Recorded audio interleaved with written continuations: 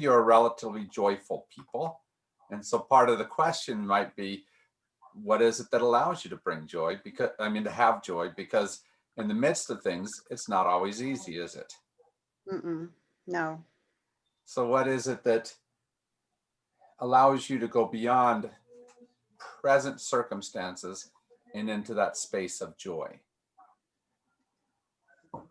In her poem, Mary Oliver brings up, she channels Job.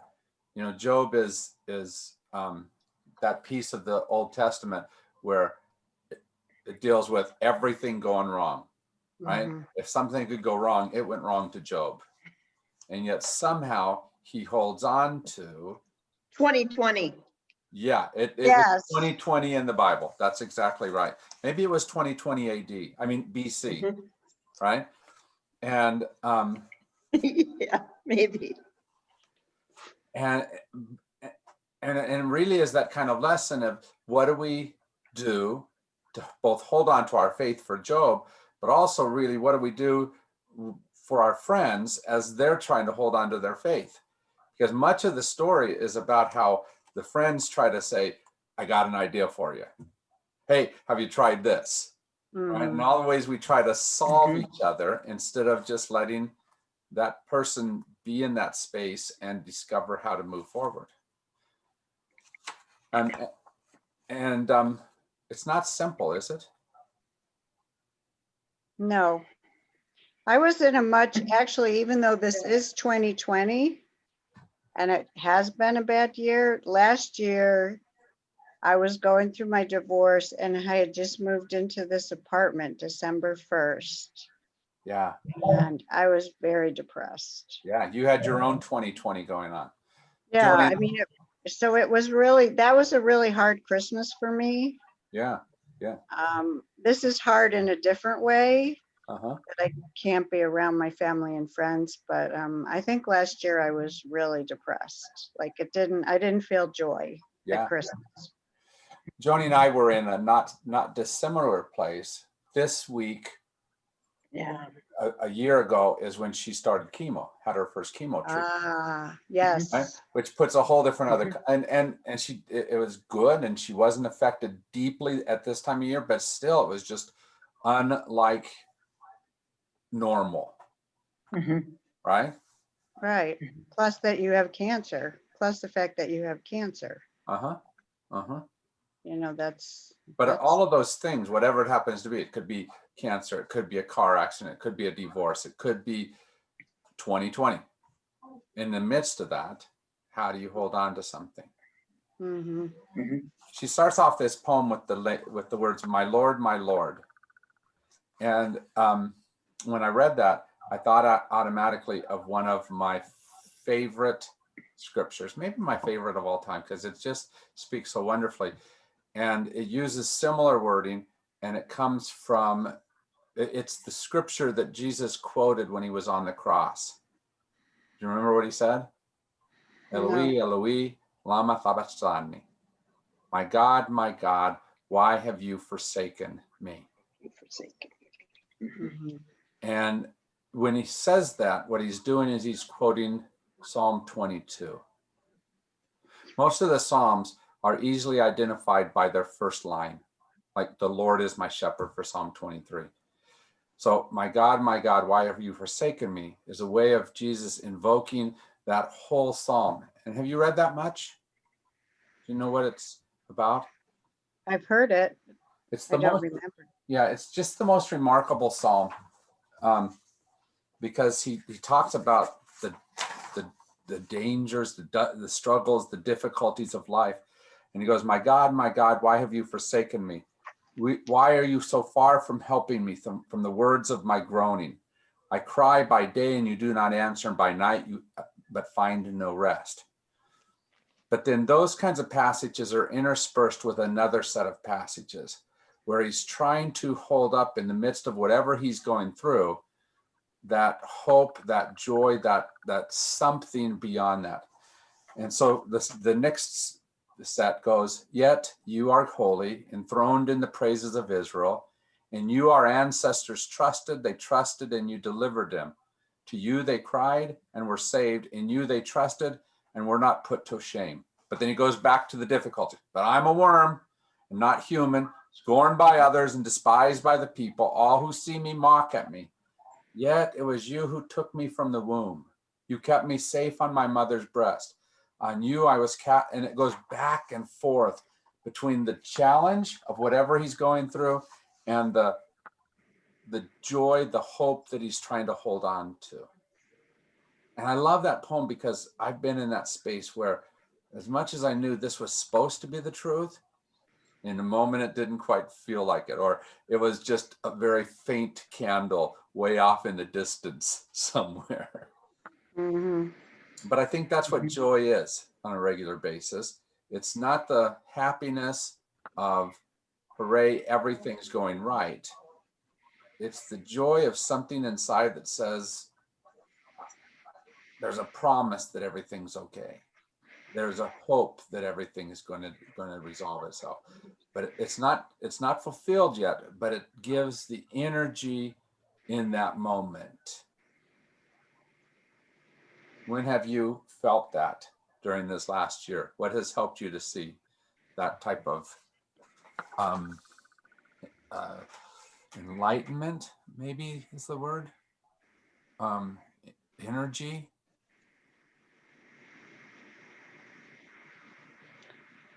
Well, for me, I can just I say can that it's, remember, go ahead.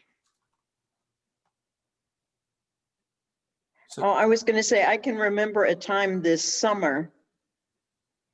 And we were all trying to stay very far apart. And we were able to gather with our kids and grandkids and my mom, who was 98, and on socially distanced on this back, in this back patio. And I had this sense, you know, people across the globe have experienced incredibly difficult times, and yet they've been able to kind of be family, be community, be people for one another, and move along. And I just had this kind of lightness, like, yeah, we can do this. Others have gone before and done it, and we can do this. And it was an interesting, I felt it in my body, and we weren't being able to hug and do all that kind of stuff, but I just felt this lightness in my body. I had that same type of that kind of, experience, Susan. joy.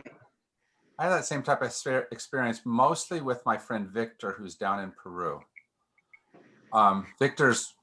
His birthday comes on Christmas Day in just a little while, but he's the same age as what I am. And he really doesn't like computers, right? He'd rather have somebody else do it. But what gives me joy is to watch him, because 3 or 4 times a week now, he is doing a computer broadcast from Pucallpa, Peru, out in the middle of the rainforest, you know, using technology that he wishes he didn't have to use.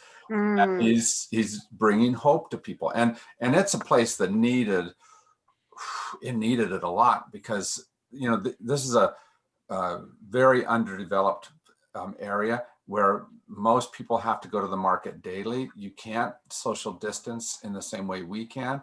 I have at least one of my friends down there that lost both her parents and her brother to COVID, right? And so there's a lot of death and dying around them, and yet daily he is bringing these messages, not daily, but weekly, he's bringing these messages that somehow spark something more. And so I listen to him just to be able to remember and say, if he can do it, I can. Mary, you were going to say something earlier. No, I just said, I think it was just the connection with people in spite of being physically distant. Just like I saw, because my mom was in the nursing home, and even though she didn't really know who we were doing a Zoom call with her once a week, my brother and sister and I. And I've never really, I don't normally talk to my brother and sister that much. Mm. But once a week, we were meeting and seeing each other on Zoom and talking. So I think it was just things like that. I think we were, friends and we're checking in more. I was FaceTiming with my kids more. I think there was just like we were all trying to connect, even though we couldn't be together. Yeah, And that just brought me a lot of joy. yeah.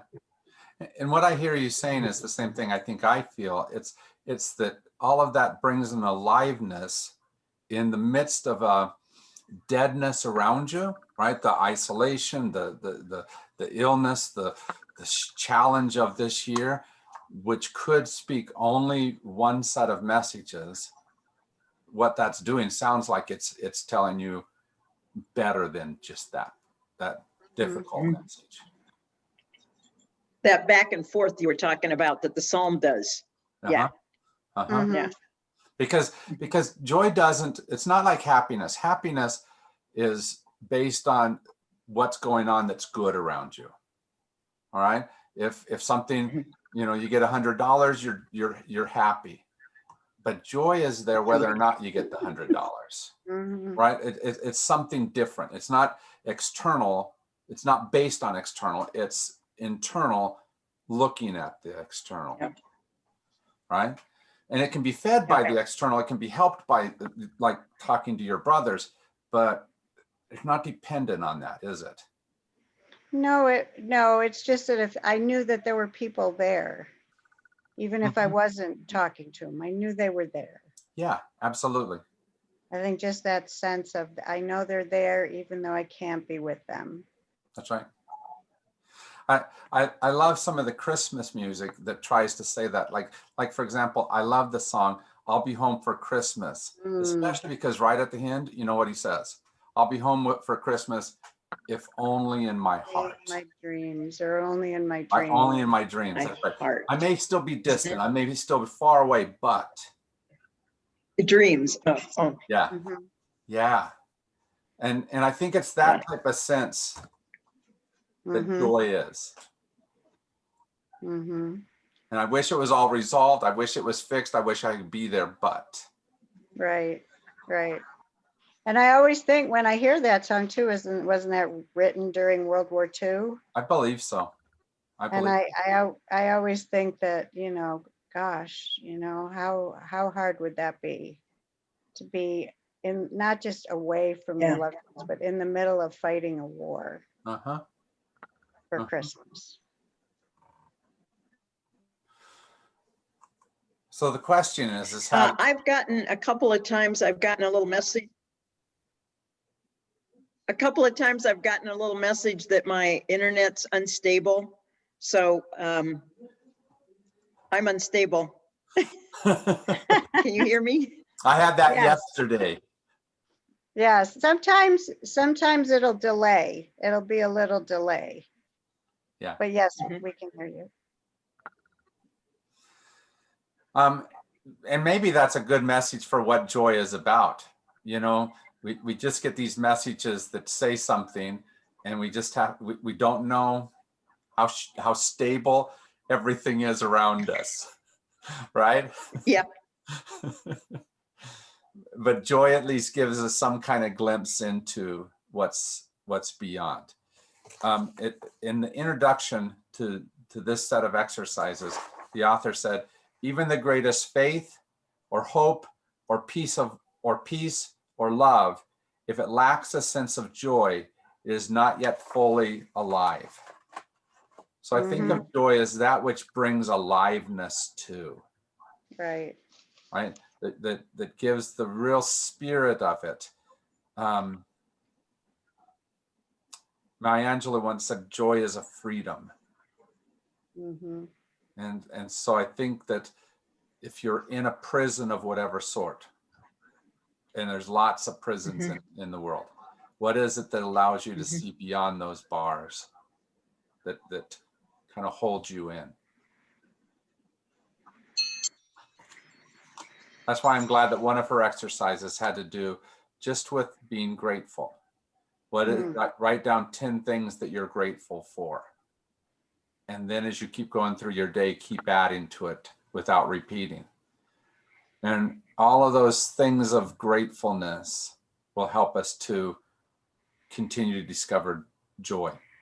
Because whatever is going on wrong definitely adds to our list of what we don't want to continue. And that can build up this great weight that we're carrying. And so this idea of looking at gratefulness begins to say, but there's another story. Mhm. What helps you to hear that other story?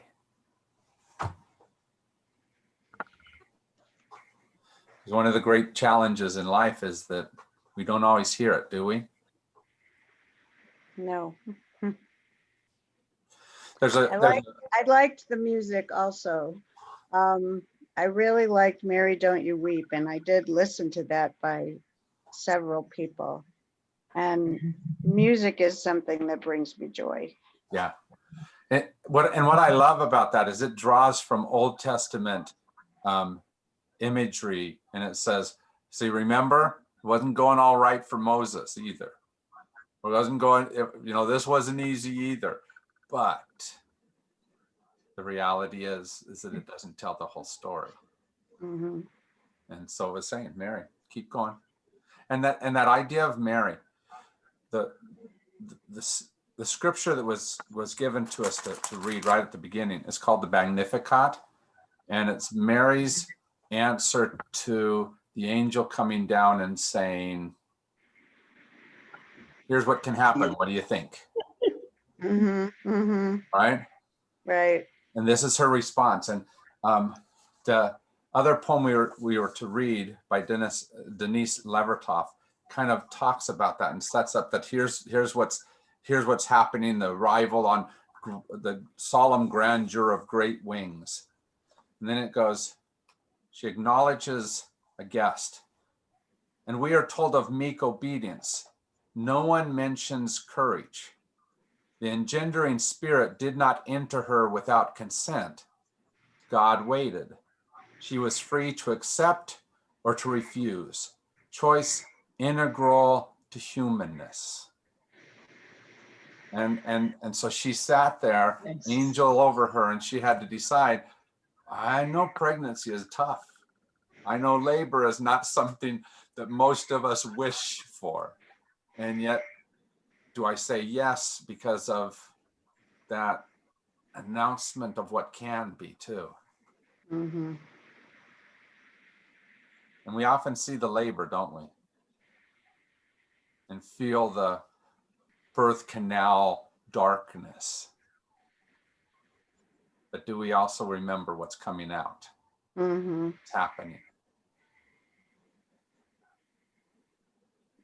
Yep. We remember the joy.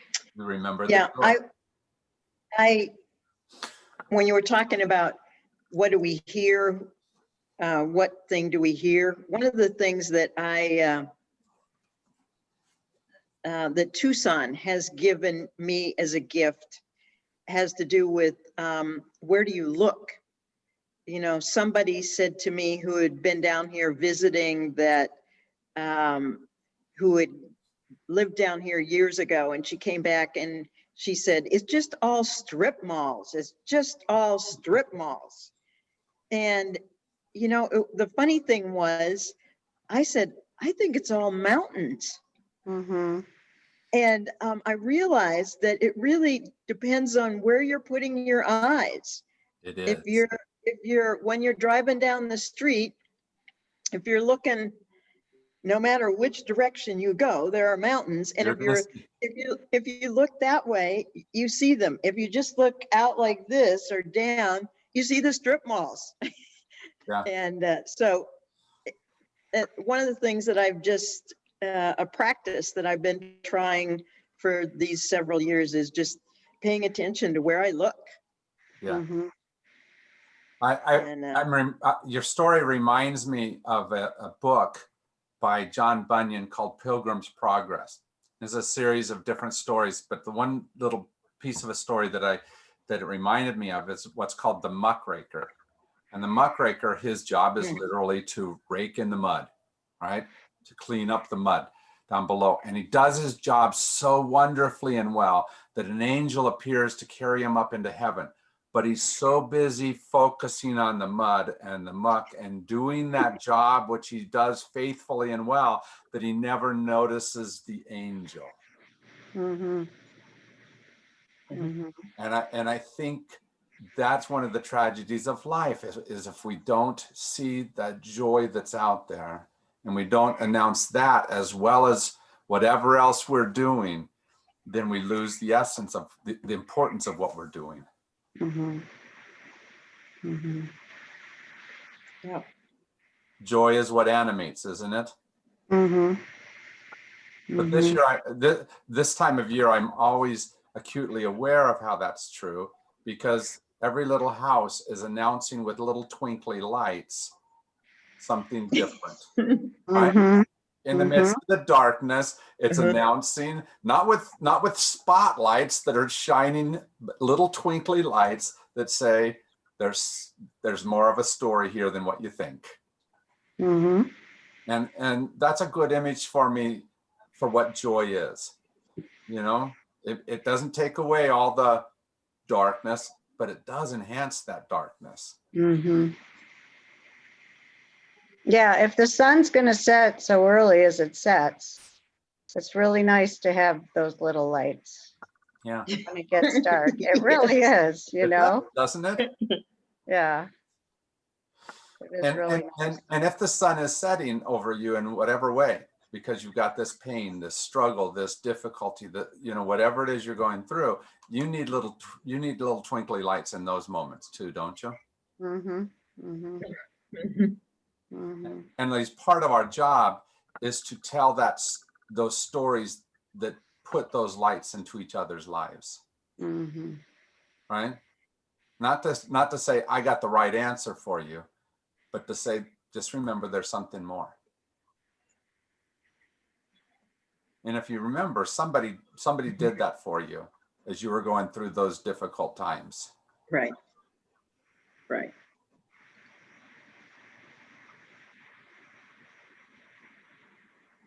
And I'm really thankful for the people who did it for me. Mhm. Mhm.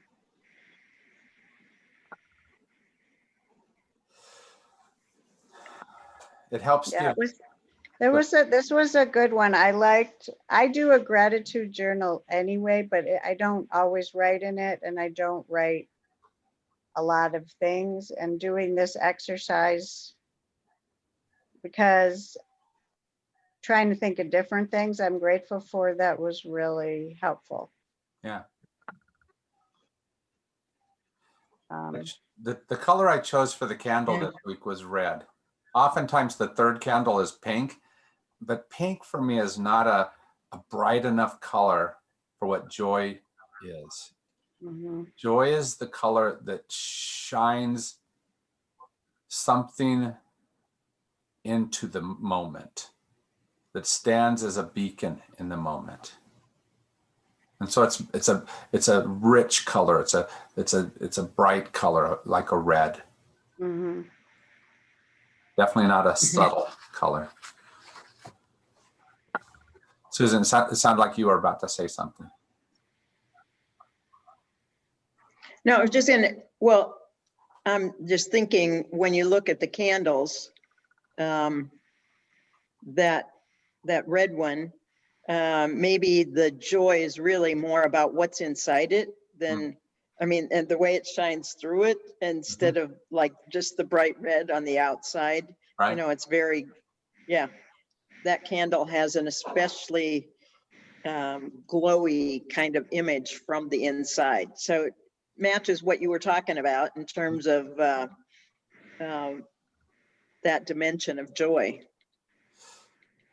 So the Mhm. question, the real question about joy is how do we give it to each other? Because the reality is that when somebody's in a difficult space, I want to just save them, don't you? Mhm. Mhm. I want to fix that problem, and rarely is that the right answer.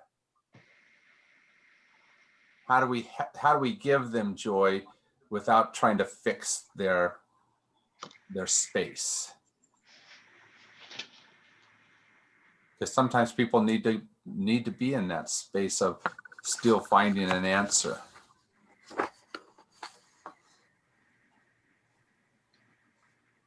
I just on a personal note, my one son, not my son that's in Texas with the baby that had the surgery, but my other son that lives here, I think like he's a little frustrated with his job and his girlfriend he lives with. They've been having some tension with all this, quarantining, and they both work from home, and Yeah. I think he's just been struggling, and we hadn't really, we'd gotten together a couple times in the backyard, but I said, do you want to go for a hike with me out at Saguaro East? This was a couple weeks ago. And I said, yeah, he goes, well, I don't normally hike, but I go, remember when you were little, we used to. And so he went out there with me, and it was just a little 2 mile, and he just like kept saying, this is really nice. This is really nice. And I think it just changed his perspective. Yeah, good. Yeah, I was happy that he enjoyed it. Good. Because at first I thought he was doing it to make me happy. He might have been. He probably was. Kids sometimes do that for us, Yeah, but then he genuinely seemed like it brought him joy, just to be out there. Mhm. Mhm. That afterwards, when we left, he said, we should do this more often, Mom. And that was really nice. Yeah. The other song that was part of the lessons was Joy to the World, right? And in that, the author makes sure to say, yes, it is an Advent song, because usually we sing it as one of the great Christmas songs, and it's actually not a Christmas song at all. It's actually talking about not the first coming, but the second coming of the Christ, right? The present coming. And Isaac Watt puts it in the present tense. The Lord is come, that is happening right now. And in some ways, that's what joy is trying to announce, is that it's already true, even though you can't quite get it. You already have, you can't quite touch it completely, but it's there for you. And that's what you announced to your son, Mary, wasn't it? That there's good, beauty, truth outside of whatever else he's experiencing. Being in his house, working from home and being with his girlfriend all the time, and feeling like you can't go anywhere. And I guess he hadn't thought of hiking, that just wasn't in his repertoire. Yeah, but suddenly you gave him that. And so you lived out what Maya Angelou said, that joy is a freedom. And you released some of the bars that were holding him. Mm-hmm. Good. Mm-hmm. Nicely done. Nicely done. Well, I think I'm going to need to zoom out of the Zoom. So let me read one last poem, because this is good for us. Great. Maya Angelou emerges out of one of the most difficult parts of American history, and in one of the most oppressed and imprisoned populaces within America. And she writes some of the most uplifting poems, and one of them is the poem that we're using on Sunday, but it's probably her most well-known, and says this: you may write me down in history with your bitter, twisted lies. You may tread me in the very dirt, but still like dust I rise. You may shoot me with your words, you may cut me with your eyes, you may kill me with your hatefulness, but still like air I'll rise. Out of the huts of history's shame I rise. Up from a past that's rooted in pain I rise. I'm a black ocean leaping and wide, welling and swelling I bear in the tide. Leaving behind nights of terror and fear, I rise into a daybreak that's wondrously clear. I rise. Bringing the gifts that my ancestors gave, I am the dream and the hope of the slave. I rise, I rise, I rise. I just love that poem, that out of whatever it is that's got you bound, Joy Mhm. says, don't just believe that story. There's something more. Yes, it's a really good poem. I listened to her reading Yeah. it. Great. That is. All right, my friends, thank you for taking the Okay. time to be here Well, tonight. with that, Thank you. Go Thank and you. Yes. enjoy your Thank you. family. great to be Okay. with you. Mary, no, my heart's with you. Talk Thank to you later. you. Bye-bye. Bye-bye.